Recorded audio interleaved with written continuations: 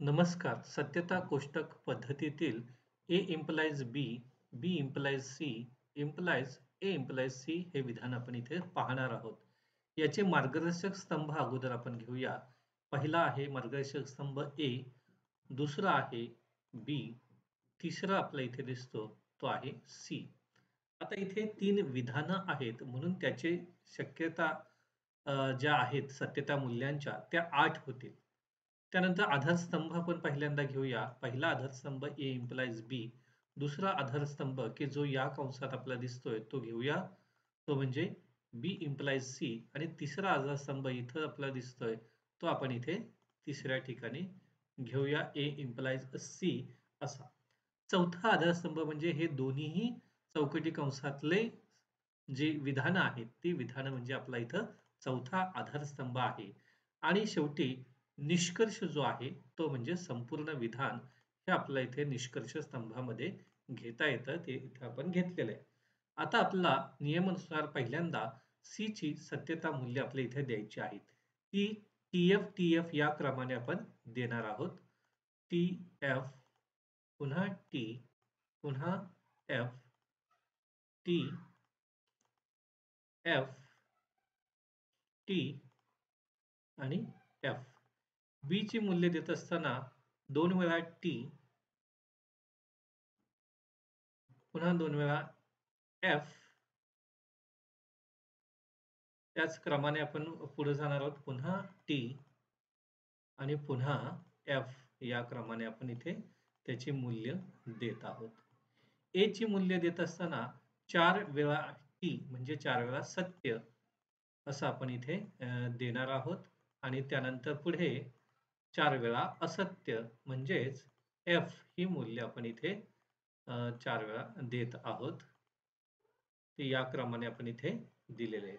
आता A implies B या विधानाची मूल्य आपल्याला निश्चित करायचे. ते A आणि B या मार्गदर्शक स्तंभांमधून करायचे. त्यासाठी व्यंजन विधानाचा नियम आपल्याला लक्षात घ्यायचा आहे. व्यंजन विधानाचा नियम सांगतो की पहिलं घटक विधान सत्य आणि दुसरं असत्य असेल तरच व्यंजन विधान हे असत्य असतं. इतर 3 शक्यतांमध्ये ते सत्य असतं. त्यानुसार आपण जाऊया. पहिलं सत्य दुसरं सत्य म्हणून व्यंजन विधान हे सत्य येतं. पहिलं सत्य दुसरं सत्य व्यंजन विधान सत्य येतं. पहिलं सत्य दुसरं असत्य म्हणून व्यंजन विधान असत्य येतं. पहिलं सत्य दुसरं असत्य म्हणून व्यंजन विधान असत्य येणार आहे. पहिलं असत्य दुसरं सत्य व्यंजन विधान सत्य. पहिलं असत्य दुसरं सत्य व्यंजन विधान हे सत्यच येणार आहे.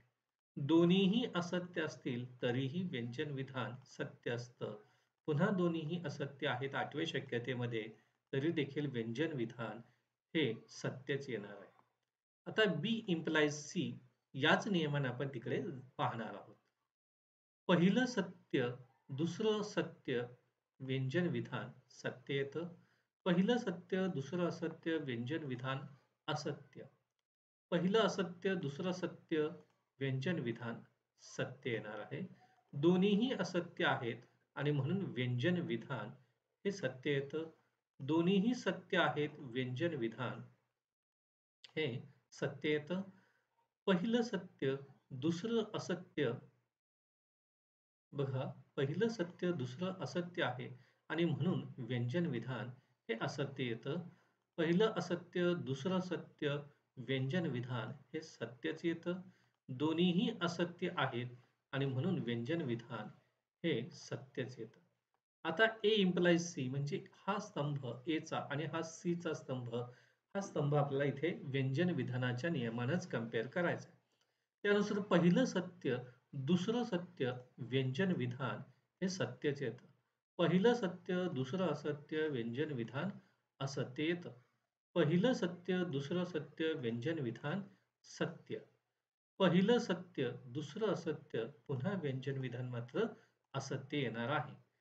पहिलं असत्य दुसरं सत्य व्यंजन विधान हे सत्य येतं. 6व्या शक्यतेमध्ये पहिलं असत्य दुसरं असत्य व्यंजन विधान हे सत्यच येतं. 7व्या शक्यतेमध्ये पहिलं असत्य दुसरं सत्य व्यंजन विधान हे सत्यच येत आहे.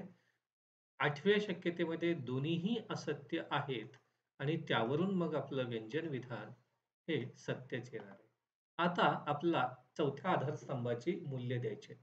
इथं मुख्य चिन्ह आहे ते आहे संधीचं. संधीचा नियम आपल्याला सांगतो की दोन्हीही घटक विधान म्हणजे पहिलं घटक विधान आणि दुसरं घटक विधान की जे या ठिकाणी पहिलं घटक विधान आहे, दुसरं घटक विधान या ठिकाणी आहे, या दोन्ही विधानांना आपल्याला कंपेअर करायचे संधीच्या नियमानं. संधीचा नियम आपल्याला सांगतो की दोन्ही घटक विधाने जर सत्य असतील तेव्हाच संधी विधान हे सत्य असतं. ते पाहूया. पहिलं सत्य, दुसरं सत्य, संधी विधान हे सत्य असतं. पहिलं सत्य, दुसरं असत्य, संधी विधान असत्य येतं. पहिलं असत्य, दुसरं सत्य, संधी विधान हे असत्य येणार आहे. पहिलं असत्य, दुसरं सत्य, संधी विधान हे असत्यच येणार आहे. दोन्हीही सत्य आहेत, संधी विधान सत्य येणार आहे. इथं देखील पहिलं सत्य, दुसरं असत्य, संधी विधान हे असत्य येणार आहे. इथं दोन्हीही घटक विधानं ही सत्य आहेत म्हणून संधी विधान सत्य आहे. इथं देखील दोन्हीही घटक विधानं सत्य आहेत आणि म्हणून संधी विधान हे सत्य येणार आहे. आता आपल्याला निष्कर्ष विधानाची मूल्य ही इथं द्यायची आहेत आणि त्याचं मुख्य चिन्ह आहे इम्प्लाइज हे या ठिकाणी आपल्याला दिसतंय. त्यालाच व्यंजन असं आपण म्हणतो. व्यंजनाच्या नियमानुसार पहिलं घटक विधान आता हे बघा पहिलं घटक विधान म्हणजे हा चौकटी कंसातला संपूर्ण स्तंभ म्हणजे हा स्तंभ आणि दुसरं घटक विधान म्हणजे ए इम्प्लाइज सी हा या ठिकाणी आहे. म्हणून पहिल्यांदा हा आणि दुसऱ्यांदा हा स्तंभ आपल्याला कंपेअर करायचा आहे. व्यंजनाचा नियम सांगतो की पहिलं घटक विधान हे जर सत्य आणि दुसरं घटक विधान जर असत्य असेल तरच व्यंजन विधान हे असत्य असतं. इतर शक्यतांमध्ये मात्र ते सत्य असतं. ते आपण पाहूया. पहिलं घटक विधान सत्य, दुसरं घटक विधान सत्य आणि म्हणून व्यंजन विधान हे सत्य आहे. पहिलं असत्य, दुसरं असत्य म्हणून व्यंजन विधान हे सत्य येतं. पहिलं असत्य, दुसरं सत्य आहे म्हणून व्यंजन विधान हे सत्यच येतं. चौथ्या शक्यतेमध्ये दोन्हीही घटक विधानं हे असत्य आहेत म्हणून व्यंजन विधान हे सत्य आहे. त्यानंतर पाचव्या शक्यतेत पहिलं सत्य, दुसरं सत्य, पुन्हा व्यंजन विधान हे सत्यच येतं. सहाव्या शक्यतेमध्ये पहिलं असत्य, दुसरं सत्य म्हणून व्यंजन विधान हे सत्य येतं. सातव्या शक्यतेमध्ये दोन्हीही सत्य आहेत म्हणून सत्य येतं. आठव्या शक्यतेमध्ये देखील दोन्ही घटक विधाने सत्य असल्याने शेवटच्या निष्कर्षाच्या स्तंभामध्ये देखील सत्य येतं.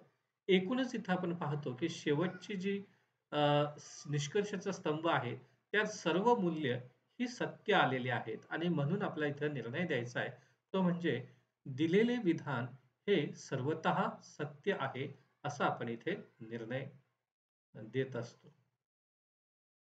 धन्यवाद.